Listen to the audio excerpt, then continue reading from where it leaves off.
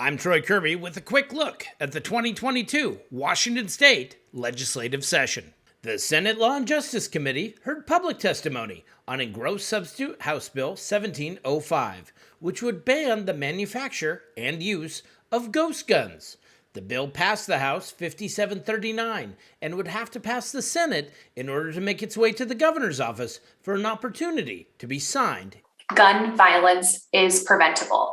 And I believe as lawmakers, we must do everything we can to prevent deaths in our communities and keep people safe. And that is why I'm so proud to bring forward this bill today, which very simply will ban untraceable homemade ghost guns that are easily bought online and assembled at home.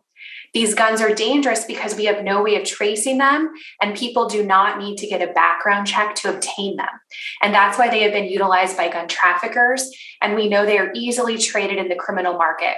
Our unit actively tries to separate firearms from domestic violence perpetrators due to the threat firearms pose to the victims. We also actively investigate denied firearms transactions. Spokane was one of 6 sites in the country selected to do a firearms technical assistance project to reduce domestic violence by homicide by firearms. Technology has changed almost the way everything we do in life. It's made it possible to print and build firearms at home, no questions asked.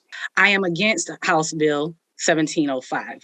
The legislature has promised to do more for the Black community by creating more inclusive laws, but time and again, those laws have unintended consequences on Black lives.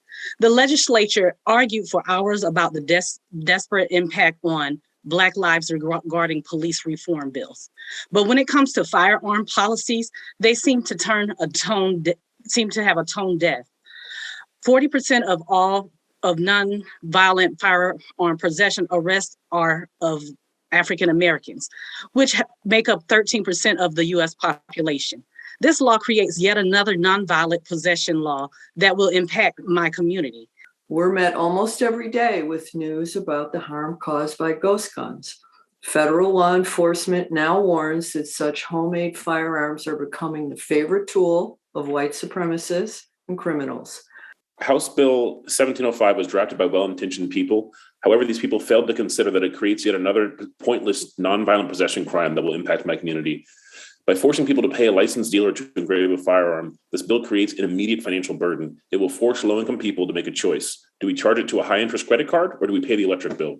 And I know that tracing these guns without serial numbers makes it much harder for law enforcement to find them and to prosecute those who violate the law. 10 years ago, I was addicted to heroin and meth and was witness to many criminal activities. I've seen how, and with great ease, criminals would steal, purchase, sell, or trade firearms, all illegally, and use them to further their criminal activities. No laws on the books that prevented these actions. I am now clean and a law-abiding member of society. I'm a minority single mother and a small business owner in the downtown area of Bremerton. I am the perfect success story. And I also enjoy my legal right to protect myself, my child, and my business by owning a firearm. There are many in my community who've made their own firearms, not to skirt the law, but as a means of enjoying the technical challenge or creating something uniquely suitable to their purposes. I'm tired of bills that are aimed at turning law-abiding citizens into criminals. Under the Heller decision, the United States Supreme Court has made clear the Second Amendment protects the ancient and natural right to keep and bear arms. Precluding an individual from manufacturing a firearm without first obtaining government approval infringes on the centuries-old tradition of manufacturing a personal firearm for self-defense. Because this bill will close a very dangerous loophole in our background check laws and help keep communities safe. And I ask that you vote against this bill. 1705 does not stop criminals from acquiring firearms, as most of them find it easier to steal or illegally purchase them. This bill, if passed, would be a financial burden that will disproportionately affect the minority communities. Prohibited purchasers, gun traffickers, and others buy or build ghost guns, first, to acquire them without having to pass a background check, and second, to prevent law enforcement from tracing the guns back to them if those weapons are ever used to commit a crime.